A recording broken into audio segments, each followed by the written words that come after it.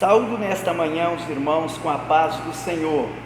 Irmãos, estamos aqui para fazer um resumo da lição de número 12 do nosso trimestre, cujo título é Jesus, o Homem Perfeito.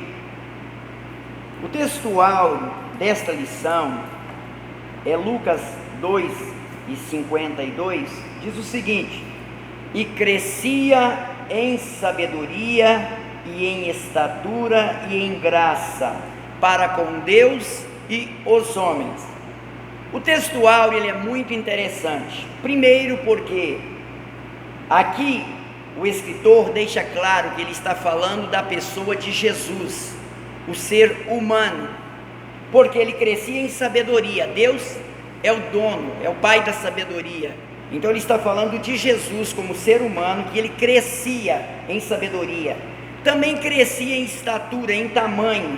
Ele nasceu pequeno até se tornar um homem, e em graça para com Deus e os homens. Aqui temos um ponto muito importante na lição, porque primeiro eu tenho que ter a minha visão como cristão, como cooperador, como servo de Deus, de crescer para primeiro com Deus e depois com os homens. Muitas das vezes queremos hoje demonstrar para os homens que somos capazes, mas esse crescimento não é o que Jesus nos ensinou. Primeiro cresceu para com Deus, de onde é o princípio de todas as coisas, e consecutivamente os homens vai ver, como aquela mulher viu que Eliseu era um santo homem de Deus. A verdade prática, ou que se pratica, diz verdadeiro homem e verdadeiro Deus. O Senhor Jesus Cristo é igual ao Pai e semelhante a nós. Sua divindade e a humanidade não são aparentes, são reais, perfeitas e plenas. O comentarista da lição, ele faz um comentário na verdade prática de Isaías capítulo 9, o versículo de número 6. Um menino nos nasceu. Quando fala de um menino nos nasceu, está falando da pessoa de Jesus, e não diz um meio menino, um homem completo 100%. Também diz que um filho se nos deu, isto é, desceu do céu completo. Eis aí a razão pela qual precisamos estudar e entender que quando o anjo veio até Maria, ele disse para ela que o que nela seria gerado primeiro era uma obra do Espírito Santo. E no versículo 51, ele disse que o nome seria Jesus.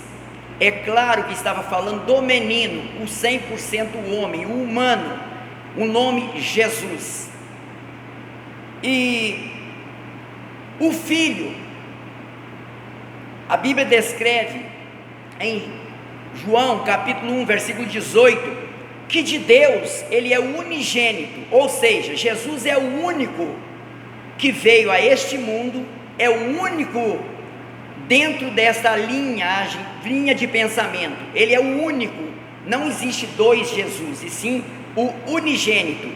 Mas é interessante que derruba algumas doutrinas, porque no Lucas capítulo 2, versículo 7, diz que de Maria ele é o primogênito. Não existe primogênito se não tem o segundo, o terceiro. Então prova isto, que Maria depois teve outros filhos, só para pontuar o que é unigênito e o que é primogênito. Eu preciso entender que de Deus ele desceu o primogênito, o unigênito, de Maria ele veio o primogênito. Isso foi que Isaías descreveu. E o interessante que em Isaías 7, o versículo de número 15, também mostra que Jesus como homem, ele veio com o poder, a capacidade de discernir entre o bem e o mal. Ele veio com poder pleno, não era um robô. Ele tinha a decisão de decidir ou pelo mal ou pelo bem, como Jesus. Então Isaías escreve exatamente isto, antes que ele saiba rejeitar o bem e o mal. Porém, aqui nós vemos que este Jesus então é o homem perfeito, e quero mostrar rapidamente aqui no quadro, que quando o escritor ele vai explicar aqui que Jesus, o Filho de Deus, ele é eterno, ele é Pai da eternidade, com muita propriedade. Vejam só aqui no quadro, eu escrevi em cima aqui a palavra Bereshit. O que é a palavra Bereshit? Nós temos como a palavra no princípio, Reshit é princípio, Be é a preposição, Bereshit. Mas o mais interessante, eu chamo a atenção, que as duas primeiras letras da palavra Bereshit é a palavra Bar, e a palavra é filho. Aqui no próprio Gênesis prova que o Filho ele estava desde o princípio da eternidade, e até a primeira escrita, Bar, quer dizer filho. Aí vem a razão do escritor aos Hebreus no capítulo 1, versículo 1, explicar que antigamente ele falou, ele tinha falado de muitas maneiras, inclusive pelos profetas, mas que naqueles últimos dias tinha falado através do seu Filho. Então essa lição, ela é muito interessante, e eu olho aqui e observo que Jesus havia subido a Jerusalém na festa, dentro da leitura bíblica em classe. Jesus foi à festa da Páscoa, isso se dava no dia 14 do mês de Abib, o primeiro mês para Israel, a contagem a partir do Egito.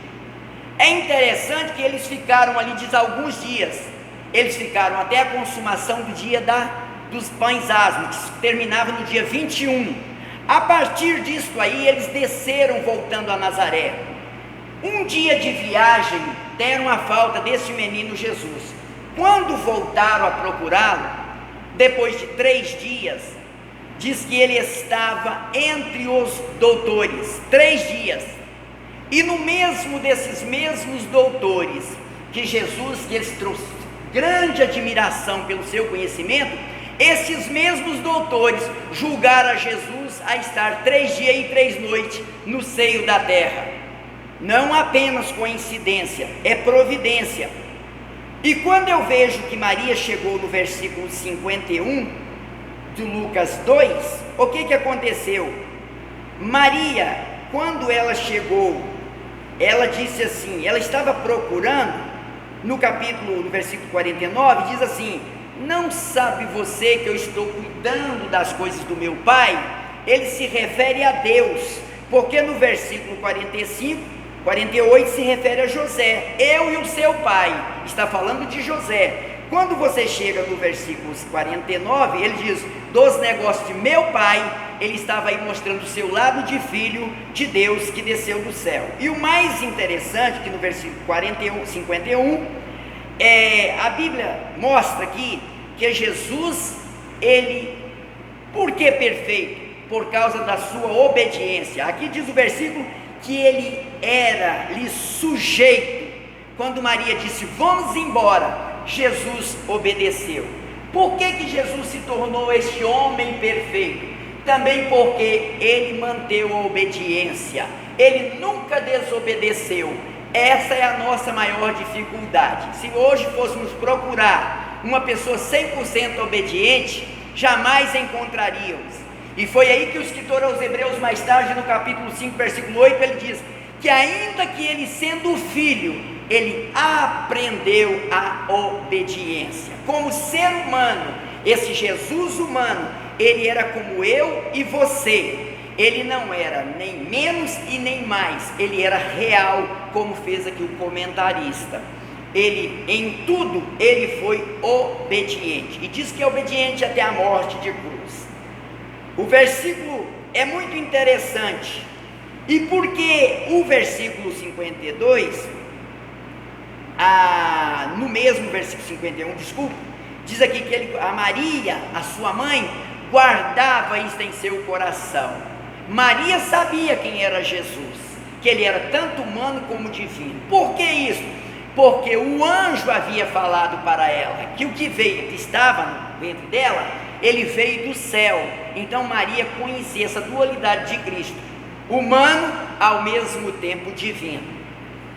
Olhando aqui a introdução da nossa lição, diz aqui o seguinte: se na lição passada estudamos sobre o homem do pecado, enfocaremos hoje a encarnação do Filho de Deus como Filho do homem. Apresentaremos o Senhor Jesus Cristo como o ser humano perfeito. Nele devemos pensar, falar e agir. Ou seja, Jesus precisa ser para nós, como cristão, modelo, padrão a ser seguido, exemplo.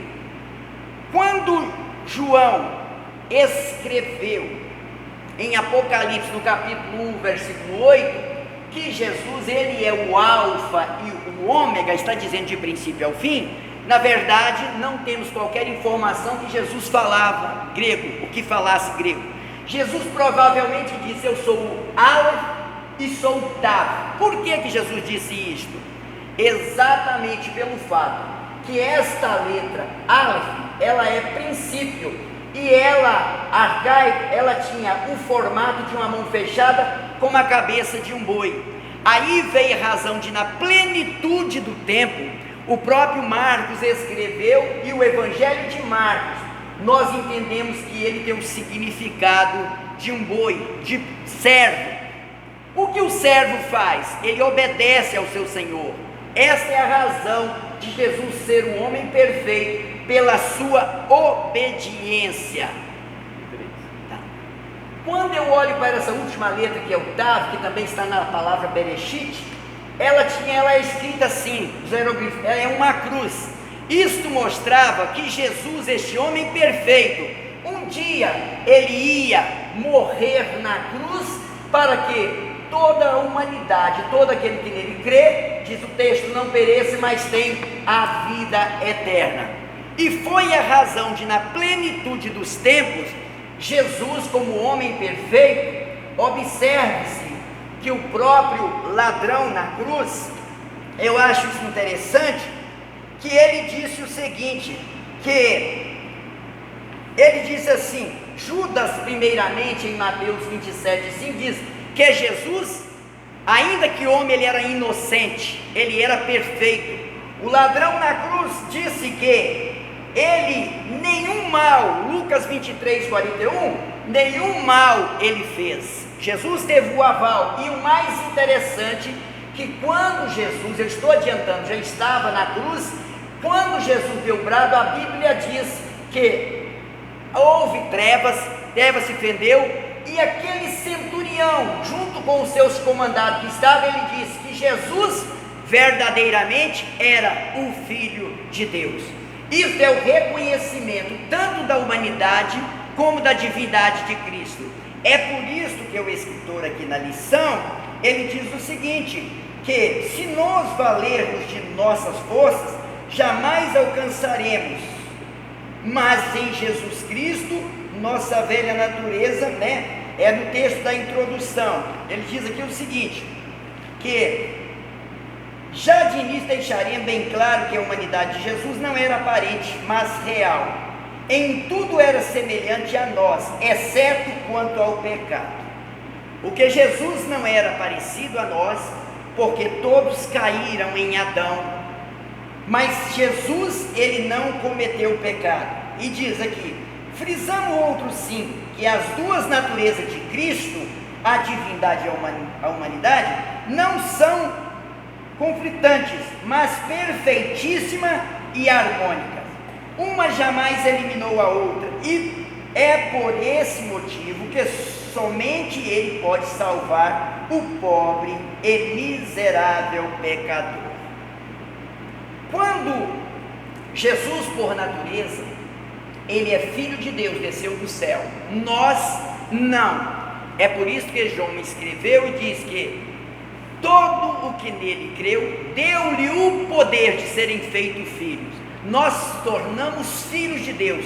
Jesus não, ele desceu do céu, Filho perfeito. Que o Espírito Santo nos ajude a compreender. Eu olho para esta lição, posso ver aqui que Jesus, ele, como verdadeiro Deus, quando Jesus fez alguns milagres, chegou alguns fariseus e disse para ele: ninguém pode fazer isso se não vier de Deus. Jesus foi reconhecido não só por aqueles que o aceitaram, mas por todo mesmo aquele povo naquela época, apesar de não recebê-lo como Salvador, ou como este homem perfeito. O próprio Pilato disse que não tinha culpa alguma. Ele viu em Jesus este homem perfeito, um homem sereno, um homem divino. Aí o primeiro tópico diz: professamos que o Senhor Jesus era e é perfeitamente humano e perfeitamente divino. Ele não era meio homem, nem meio Deus, mas totalmente homem e totalmente Deus. Neste tópico enfocaremos a sua divindade, sua eternidade com o Pai. O Senhor Jesus, como unigênito de Deus, não somente é eterno, como também é o Pai da própria eternidade. Antes de sua encarnação, ele estava no Pai, e no Pai criou todas as coisas. Suas atividades eternas são lindamente descritas no capítulo 8 de Provérbios. Eu acho interessante, muito interessante, quando o apóstolo São Paulo, ele diz o seguinte: ele escreveu que Deus, no capítulo, em 1 Coríntios, o capítulo 5, versículo 19, ele diz assim, que Deus estava em Cristo, não com Cristo, não vamos misturar, não, ele não estava com, ele estava em Cristo, ou seja, Jesus, ele veio como invólucro de Deus. Portanto, quando você lê João no capítulo 14, versículo 6, ele diz: ninguém vem. Às vezes erramos, falamos vai, não vai, o Pai não é outro. Ele diz: ninguém vem ao Pai senão por mim. É o mesmo que Paulo disse, que ele estava em Cristo Deus, reconciliando o mundo com o outro, não, consigo mesmo. Foi através de Jesus que este milagre do resgate de um homem perdido no paraíso, agora recuperado pela graça, resgatado pela misericórdia de Deus, através deste homem perfeito, que Paulo chamou, que é o segundo Adão, que vai descer do céu. Eu, olhando a lição, nós vamos ver aqui, que a continuação diz assim, que seus atributos, grandeza e perfeições, nós já temos conhecimento, que ele é imutável, o escritor aos Hebreus falou, onisciente, onipresente. E no ponto 3 do primeiro tópico diz assim: esvaziou-se de sua glória, mas não de sua divindade. Isto é, Jesus, ele desceu da glória, ele esvaziou da sua glória, não da divindade. Por isso que ele era 100% homem, 100% Deus, divino. Quando a sua encarnação no ventre puro e virginal de Maria, o Filho de Deus não se esvaziou de sua divindade, mas sim de sua glória. Isso está em Filipenses capítulo 2, versículos 5 a 11. Diz aqui, eu tenho uma frase que copiei aqui, diz assim: gerado pelo Pai, na plenitude dos tempos, no ventre virginal de Maria. Vemos aqui que isso é muito interessante, porque a própria Maria, ela deu esse testemunho, quando ela disse para o anjo: não conheço varão. Então isso atesta a sua própria virgindade, que Jesus foi um milagre feito por Deus através de Maria. A concepção e encarnação, o segundo tópico, é o nascimento do Filho de Deus. Não pegaram Israel de surpresa, pois os judeus sabiam pelas escrituras do Antigo Testamento que o Messias em breve chegaria. Há muito questionamento por que os judeus rejeitaram a Jesus, de uma vez que eles já esperavam esse Messias, esse homem perfeito que havia de vir.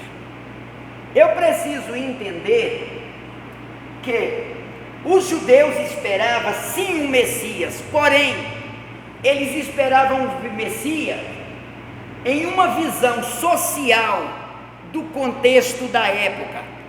Eles esperavam Jesus que viriam para tirar eles debaixo do jugo romano, e não Jesus que viria resgatar do império da morte e do poder do pecado.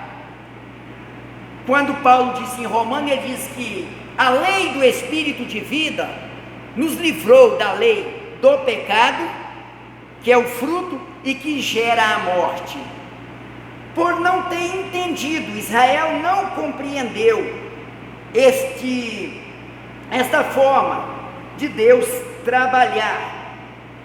Então, e diz que pelas escrituras do Antigo Testamento eles sabiam. Moisés chegou num certo versículo comentar que depois dele Deus ia levantar um profeta semelhante a ele, a esse eles iriam ouvir. Moisés errou, mas eles não aceitaram. Não, no milênio eles vão sim reconhecer que esse Jesus, o homem perfeito, eles mesmos o crucificaram. É isso que a Bíblia mostra, que eles vão verem. E diz aqui, aliás, o mundo gentílico foi preparado por Deus para recebê-lo. Infelizmente os judeus, apesar de todas as evidências bíblicas, vieram a rejeitá-lo. Em nossos dias nós precisamos, como cristãos, tomar cuidado.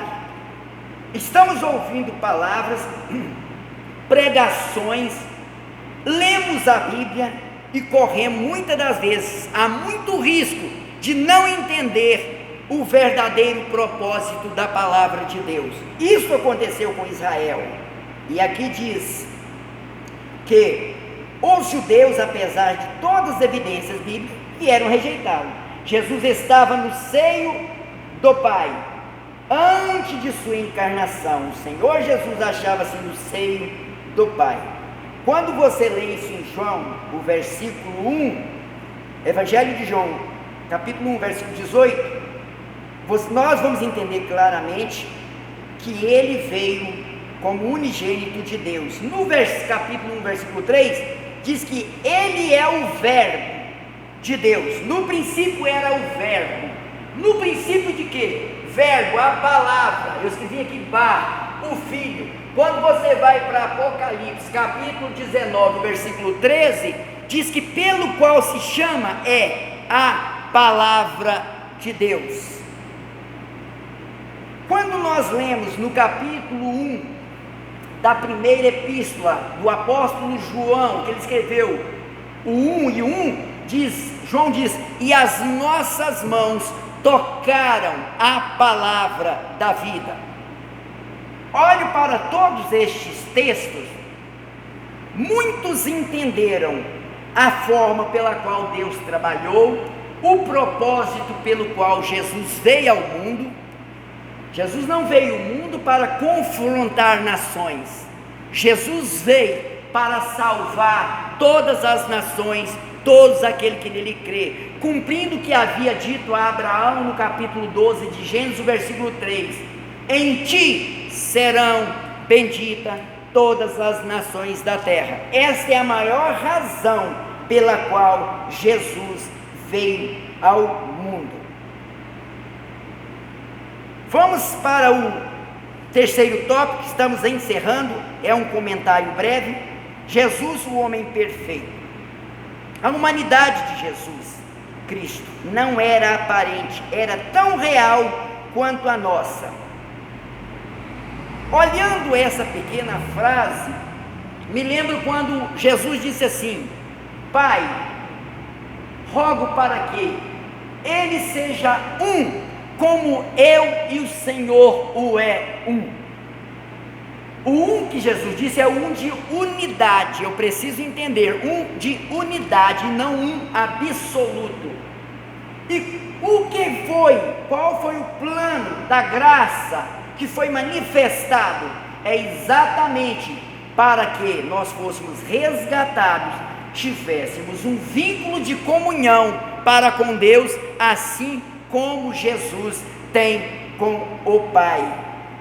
Olhando aqui, por isso que Jesus era humano, ele esvaziou, realizou milagres, o fez sim como divino, porém, ele como humano, ele não fez a água sair da rocha, ele teve sede, passaram em Samaria para beber água, foi um encontro ali com a mulher samaritana, tinha um propósito, mas ele água, teve fome, pediu para comprar pão.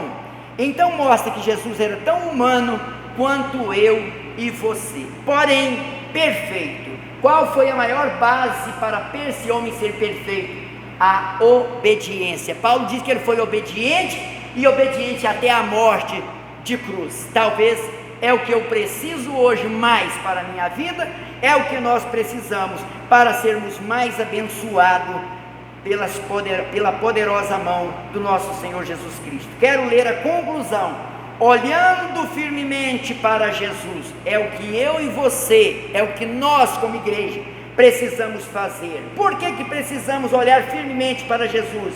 Porque Ele é o autor e o consumador da nossa fé. Ele não só abre a porta da fé para os nossos corações, também como Ele vai um dia consumar esta fé em nossas vidas. Diz aqui: chegaremos à estatura de varão perfeito. Jesus, Ele quer para a minha vida e para a sua vida a perfeição, ainda que nós não alcançamos aqui total, mas na eternidade, sim, transformado em um corpo glorioso, o seremos como Ele é, porque assim como Ele é, diz o apóstolo João, na primeira carta, no capítulo 3, versículo 3, que assim como Ele é, o veremos, porque seremos semelhante a Ele.